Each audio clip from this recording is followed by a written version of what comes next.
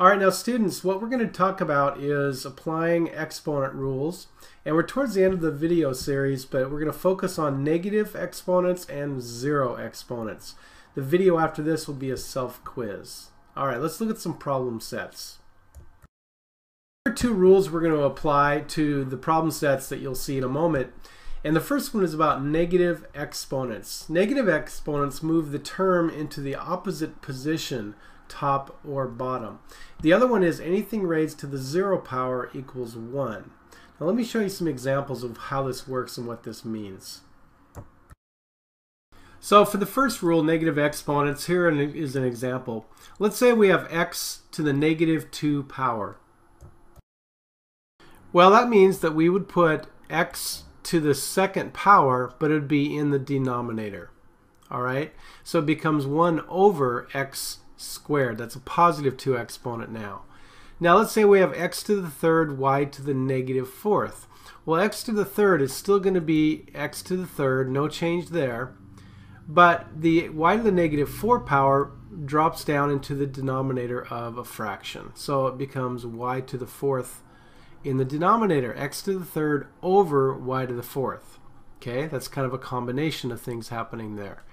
On this one, I have x squared on the top of a fraction and y to the negative 3 on the bottom of a fraction. Notice it says that a negative exponent drops or moves things to the opposite position, top or bottom. If it's already in the bottom, then it actually moves to the top. So it's maybe a little confusing, but you just need to see some examples to see how this works. It's going to be x squared y to the positive 3 power. All right, we're going to put this together in an example in a moment. But that all has to do with negative exponents. Okay, anything raised to the 0 power equals 1. Well, 3 to the 0 power, that equals 1. 9.2 to the 0 power, that equals 1. And 1 to the 0 power equals 1. How about x to the 0 power? Yep, that equals 1. So anything raised to the 0 power is 1. And here's why. Okay, we have k to the third power divided by k to the second power. Well, from a previous video, you know that we can do k to the 3 minus 2 power, which is k to the first. All right, so let's use the subtraction rule and see what happens. What if we had k to the third power divided by k to the third power? All right, well, we could say that that's really k to the 3 minus 3 power, which is k to the 0 power.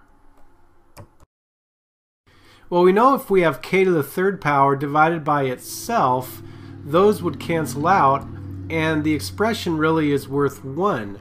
Well, we know then that k to the 0 power must be the same as 1. So anytime we get the exponents subtract each other out, in other words get 0, then the value is 1. Now it's a hard rule to remember, but it's easy to work with once you understand. Now I want you to use these two exponent rules, the negative exponent and the 0 exponent rule, to simplify these expressions. Go ahead and hit pause on the video and try this on a piece of paper first. Alright, here you see the correct answers, and I hope you gave these a try. Let's look at number 23. Before I start putting this together and actually multiplying it, notice that this x to the 0, it's not 4 to the 0 power, it's only x to the 0 power. So that is going to be 1. Okay, and we can kind of ignore that for now. And y to the negative 2 is actually going to drop it down to the bottom of the fraction.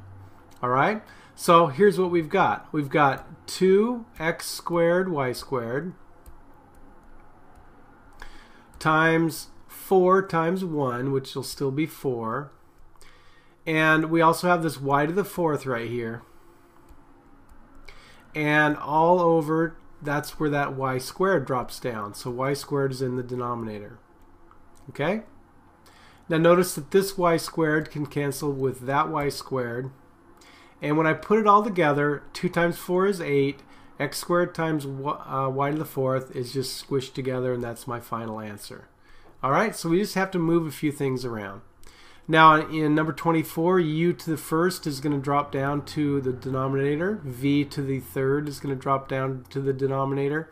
And we put it all together, we're going to get 8 over v to the third.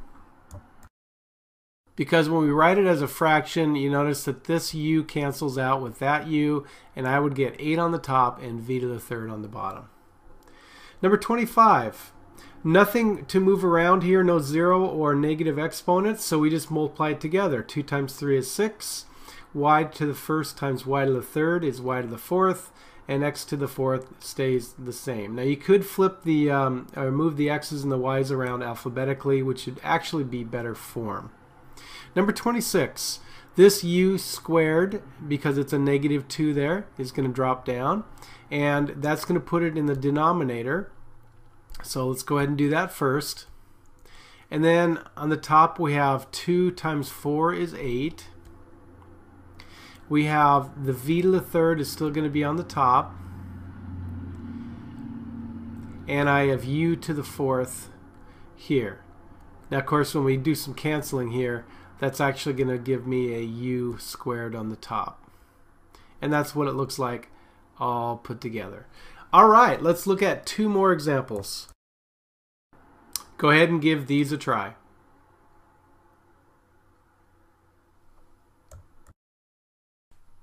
Alright, as you can see, number 27 is 8y squared x, or 8xy squared, if we put it in proper order. So, how do we get that? Well, this 2 is still going to be a 2 on the top. X to the negative 1 becomes x to the first on the bottom, and I don't need the 1 there anymore. Y to the third stays on top because it's already a positive exponent. And the 4 is being multiplied here on the top. It does not move. X squared stays on the top.